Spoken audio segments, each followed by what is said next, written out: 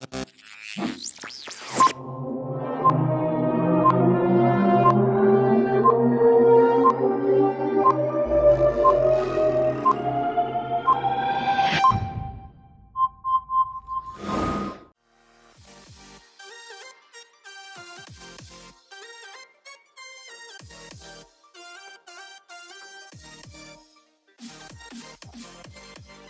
everybody to episode 10 of All About Millennials. This podcast made for 80s and 90s babies by 90s and 90s babies. And with me today is my lovely co-host, Kaehla Maurer. How's it going? Hey, well, things are crazy right now. I can't really say things are good with everything going on. And again, like I said last week, if for anyone listening, or actually I've been saying this on social media, but we've been planning a racism episode for almost a month. Originally, we wanted to be 2 episodes. We finished our episode last week and we're like, all right, let's move on to a different topic. I think that was enough in one episode. And then, well, everything has been crazy. So here we are again. Wrap the fan. We are right back on track with what we originally planned. So Donaze has a lot to say about Black Lives Matter and everything that's been going on this past week. So I'm just going to let you take it away. And thank you, and I appreciate that. And I've said this, and I really do mean this. This episode has been something that's been on my heart for to do something along these lines from my perspective for the last 14 years. That's how long I've been active when it comes to film and new media. And this, by far, is the toughest mentally, emotionally, and personally on me, but it's something that needs to get out there. I know, being that Kaehla is Asian, Not black. Oh. Asian and Filipino, I know there's a lot that's going on right now just because of a certain pandemic that we don't even know if that's even in the media or a thing anymore because of how much has changed over the last 2-3 weeks. But it's been something that has become over-culturalized over the last 5 years. And as for those that are watching can see, I am still partaking in the social media blackout that was this past Tuesday. And I am proud to say that because that is one thing I will never be ashamed of. But I am feared for not just my life, for the lives of my family, for the lives of my siblings, for the lives of my friends, because we don't know what's next or if we can even walk down to the gas station to get something to eat, let alone make it home on time and just before guns are popped off or our little sisters and little brothers are getting pepper sprayed in the face, what have you right now. And for those living under a rock, Kaehla, you mind catching everybody up to speed with what's going on? Well, now I can't remember the exact date that it happened, but we have George Floyd right around, was it Thursday? It was Monday, Monday. Yeah, and this is when I should have had my calendar out to remember the exact date, but yeah, me too. I know that right around when we were recording, it had just happened, but it wasn't first protest because it happened a day or two beforehand. And right, me just being honest with myself. So May 25th, right around Memorial Day, was when everything started hitting the fan. And by last Thursday, the first round of protests of equal rights, equal opportunity, because this has been culturalized and modernized for just police brutality and lack of representation when it comes to African-American involvement And Mm-hmm. to me, it's like being a 30-year-old black man in December, but still, by the government, I'm still a black man. I'm nervous for my own life, but the reason I'm out in LA, the reason I am doing this, the reason I am staying strong in my career and not going back home to Indiana is my family. I do this for them. I love them.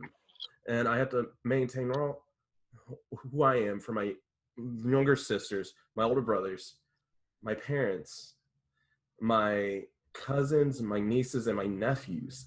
I do this for them to show them that this is right and you guys can, and don't let anybody tell you you can't. Mm-hmm. And I say the same. I say the same. And I know we're not really going on a complete outline today. This is more discussion on what's been happening. But I've seen in my own family the other way. I've seen not blatant racism, but pretty much. Because with everything that's come out, them trying to take the matter and turn it into a blame game against Democrats and Republicans, and turning it into something that it's not at all, and diluting what it is, and trying to draw attention away from racism. And the only thing that I can do is say, hey, people are fighting for their lives right now, and you of all people cannot be saying these things and taking away from what this movement is about, because you have family that is multicultural and you're teaching them hate, and you're teaching them to get away from the issue instead of acknowledging what's going on, and at least showing that you are hopeful and that you are respectful of other people, even if you don't understand what's going on. I do agree with that. And honestly, I am so grateful to have the diverse network that I do that has those that are not point blank just against multiculturalism and against putting the values in the lifestyle of one culture over another, because we are not that. But the one thing that does upset me is that, oh, we can say all this, but say all this, protest, do this, that, and the other. But when it comes time to vote, or when it comes time to watch and understand what's going on that front line in the White House, in the State House, in all these political aspects, a lot of us know nothing. And that's where the issue, part of my big thing, does come from. And especially in today's day and age, when it comes to millennials are better. I feel like every generation, because accessibility gets better, but it's by a nose. It's not that we get better overnight. It's not that we get better by leaps and bounds. It's like we get slightly better, but with the accessibility, but it's like our knowledge and just voting because, oh, they're democratic, Right. is still there. I that's kind of the big thing I've been pushing is just like, vote. If you don't like what's going on, vote for change, because obviously we can, like you said, do all the protesting and stuff like that. When it comes down to actual laws changing, it's who we vote for. And I had a moment where I was like, I don't really know much about politics either, besides what I learned in high school. But when it came down to watching other people, and this is not at all going to be about the president, because people can say what they want going on there. But I just want to make a point that the president is 1/3 of the decision making in our country, and there are 2/3 of our country that actually can make a difference. the Senate and the representatives in the House. And they way outnumber the president. So you can make a difference. And your local officials can make a difference. And it made me happy to see somebody speaking on behalf of Florida, and that was Val Demings. And it has nothing to do with political party, but what she was saying is she came from Orlando and she worked with law enforcement. The big issue here is law enforcement being brutal. And so she said, instead of anyone arguing, no one was arguing, no one was, bashing each other. She said, how about we start with one action today, and we say that it is illegal for police to use neck restraints, the exact way that George Floyd died. That's one thing that we can do today to make it better. And it's people like that we, regardless of party, we need running our country. I completely agree. And honestly, the neck restraints and everything have been almost cultural. I hate to say it, but it's culturalized and modernized to where even I've become numb and I don't watch the news anymore simply because of this. Because how many times can you watch African American males and females get killed, whether by restraints or by a random bullet, by someone that's supposed to be protecting you? And it's something to where I walk on eggshells right now, personally, because and here's the bonus part that people are still like not thinking about, even if they're protesting. We're still under a pandemic with a random virus, which I do believe is real because the country of origin is still like reacting to that, but nothing about this. And this has been going on not since the 2000s, not since the 60s when MLK and then anybody that supported MLK, so JFK, was shot. This has been going on since slavery. And to be honest, when it comes down to it, it's not an issue of, yes, it's an issue of white versus black, but it's more so uncultured and not uncultured versus cultured, and letting us not have our own rights. Like and not putting the right people in power, not learning your history. And as we touched on last week with appropriation versus appreciation, learning your freaking history is the biggest thing that you can do. The absolute, it is a must when it comes to every culture, not just, ooh, I'm going to France, I want to learn this. Ooh, I'm going to London, I need to learn this. Ooh, I'm going to Japan, I need to learn this. No, learn that about every culture in your backyard, about every country that you have access to, and figure out what is going on. And it goes even deep, because when it comes to the educational system, you're not going to learn everything when it comes to K-12.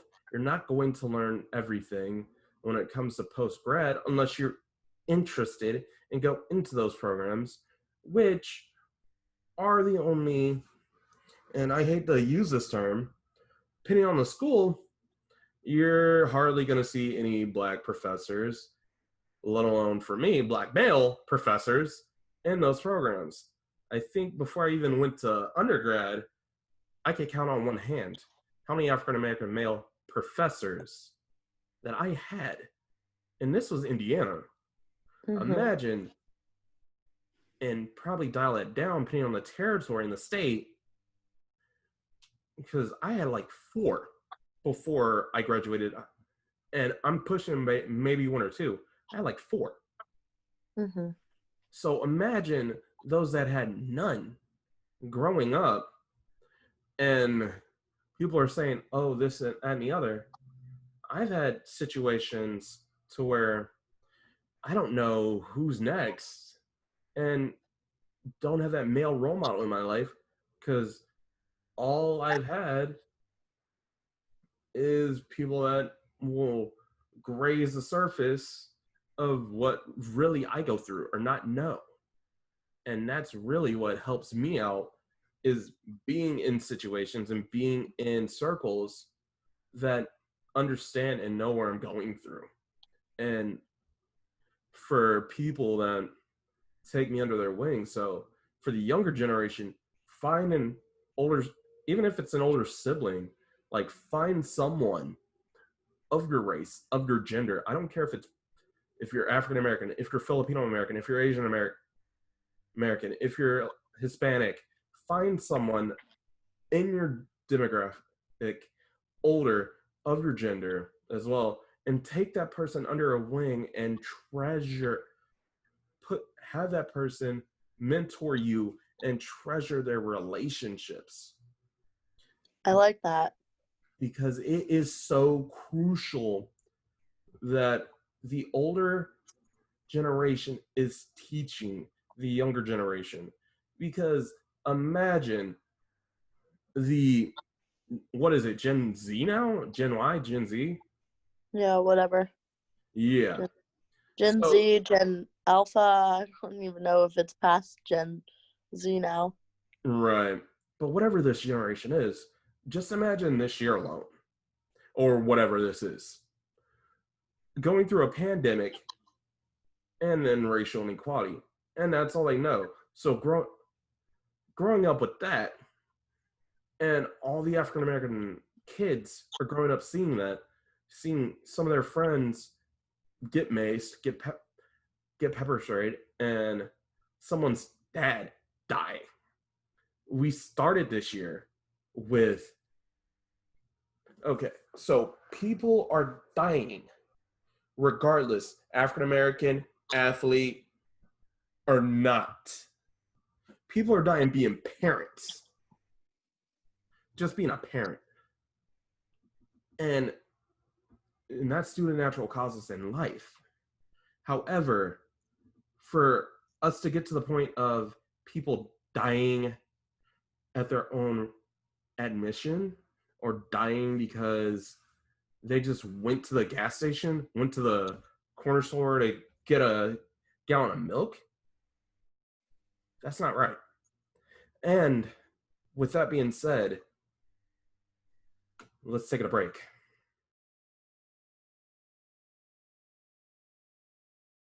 Good evening, everyone.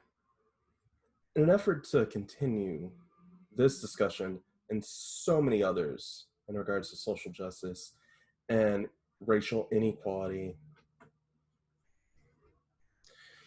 equality. Okay.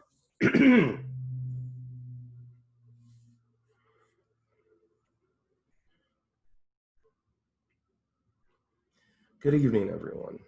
In an effort to continue the discussion and further our expertation and journey towards social equality, as well as gaming, as well as wrestling, and so much more, even in the dance community and film community. Please join and follow my Discord, discord.gg/DKey4real. Link is in the description.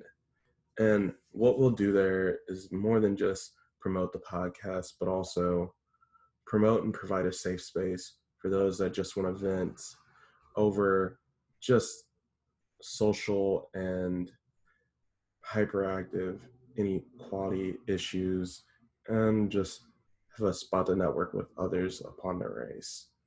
Thank you and have a blessed day. And welcome back, everyone. This is All About Millennials, episode 10. And we are getting Donaze's take on everything that is going on with the protests right now. And if you've been tuning in for the last half, we went a little bit into what's going on and what we think should be happening. And now we want to get a little more personal with things. So, Donaze, of course, I'm going to let you lead the discussion and kind of just let us know what it's been like for the past week. You mentioned being scared for you and your family to be able to go to stores. What any personal experiences that you've seen in the past week that stand out?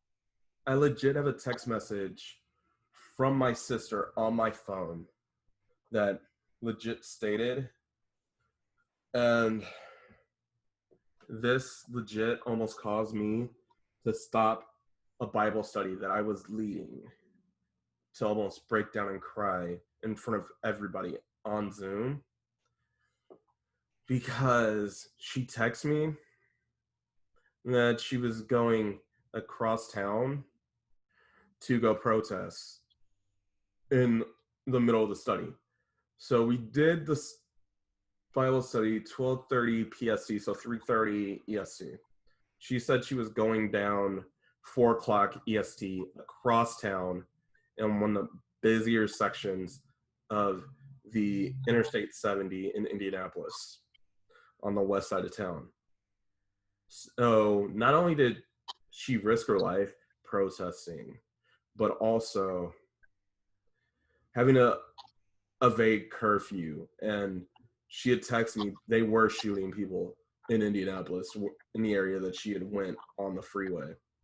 So that alone set my alarm bells ringing, and it scared the ever-loving garbage out of me, because I didn't want to lose my sister.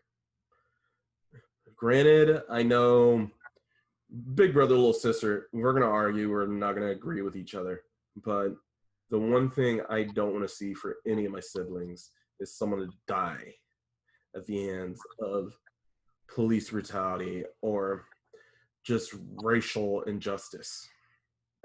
And then a couple days ago, so I want to say Sunday or Monday, I forget which, one of my roommates tried to play Russian roulette with curfew and go to a taco truck across the street from our apartment.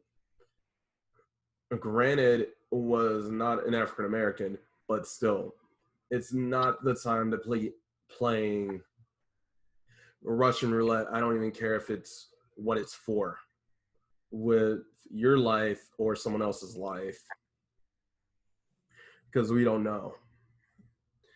And even right now, as I'm trying to think of paying rent, but having to do it very, like, in the middle of the day before the street lights come on, as my family used to say. And that's just to save our lives, because you don't know what's going to happen when the street lights come off. And that's what LA curfew is right now. Street lights on, street lights off. If street lights are off, you're good. Street lights are on, you better be in that house, or bang, bang, pow, pow. And that's the harsh reality that we are living in. Because, heck, I don't know how it is on the East Coast, but West Coast, state troopers and the state troopers, the National Guard, and the Army over this just civil unrest is out. And I do appreciate our mayor out in LA for at least speaking on it and saying that we are not the reason, we are not the problem. However, like, our high up officials, like our governors, our mayors, our presidents, as you brought up, which I don't even want to say his name because that's a whole nother crapshoot that I don't want to get into. Yeah. So, yeah, those are only one set of individuals, but that one set can make a difference, but it's up to us to be the difference and change the culture. Whether it's doing stuff like this and putting our stories, putting our voice out there, whether it's not watching presidential debates, presidential elections, and tuning in to give them pop that rating, but looking their stuff up online, researching every last candidate that's about to possibly run our lives till 2024. And this is the one thing that is so crucial. That what it comes down to is who's in the White House, who is running my life, who are the ones that are going to make sure my future, my kids and my grandkids, and so on and so forth, are going to be able to say, I'm able to just live and breathe. And this is coming from the son and the nephew of two brothers that legit have served this country. And I legit enjoy having that for my dad and my uncle and having that as a badge of honor. But I know, and that's why I take this so serious, and yet it hurts. But I know for a fact, do all these agencies care? No. And I think that got made apparent on social media that not all agencies and not all companies do care for equal rights and social justice and the African American justice. They've made it clear just by their actions and thoughts and text on social media. That's why a lot of things I say and I do, I try and proofread and be 100% honest with whatever I say and whatever I do. But because I know that could easily destroy someone, but until it destroys their wallet, they're still in business. So I want to ask, for your future and your family's future, what to you, what would your life look like for you to be able to rest well at night? Because a lot of people are under the impression that it could be a socioeconomic thing. But as you see, it doesn't matter if you're famous, it doesn't matter if you're rich, you can still go through the same issues, the same fears, the same things that everybody, not everybody, but people who don't really understand what's going on right now just expect it all to be a matter of thugs or gangs or people that are trying to vandalize and commit crimes, and it's not that at all. I think we all fall victim and fall up just useless of stereotyping. And we stereotype anybody. And this is one thing I hate, and my mom hates that I love the color black or I wear black all the time, because it's almost to where a color can dictate what a person is truly seen as. Like, if you're rocking the color blue or red, you're a blood or a crypt. If you're rocking a certain article of clothing, and heck, you have to wear a mask right now. So it's like, you can't even respect the pandemic without looking like a thug. And it's so weird that it's gotten to the point of that, and I'm scared for my own safety and don't even, I personally don't like walking around and walking outside more than like 20 minutes with more than $20 worth of cash in my wallet. I personally don't. And that's just because I've been beaten up and stuff has been stolen or chucked off a bridge. in the past. And yeah, that's been subject to bullies. But school bullies are different in chucking stuff than it is someone basically beating you down and stealing from you over something that you have no control over. And for those that feel like they don't feel the pride in their own race, in their own ethnicity, and would like to become another gender, become another race, I implore you, do not. You are not in alone. You have that community to back you up, to support you, and just be honest with yourself. Are like, I understand who I am, and that's why Mufasa by James Earl, like, he has one of the most iconic lines in Disney history that is still remembered today. And Kaehla, I will let you say what you think it is and tell me if you don't remember. I couldn't tell you. I'm so sorry. Mufasa from The Lion King, you don't remember? I could not probably name more than, I can't think of any lines from Lion King.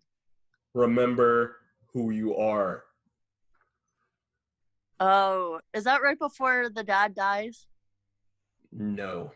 That's Oh, actually, shoot. Remember who you are, though. That's so important. And so, also another question I have for you is, obviously you want to be proud of who you are and who you come from. I'm proud of who I am and who I come from. And what is some advice that any listeners that are looking up to you and listening to this story can take away, so that no matter how much hatred and how much anger there is right now, how can you properly move forward to get along with everybody? live your Not life. even get along, but just what's something that they can take away and pass down to their generations after?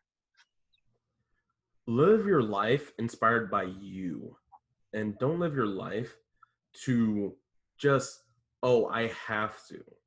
Like, if the front of your mind is like, I have to do this for someone else and I have to please someone else that is not yourself and God. That's why the old motto is, and how my mom rose me up, God, self, others. If you are not thinking in that mentality,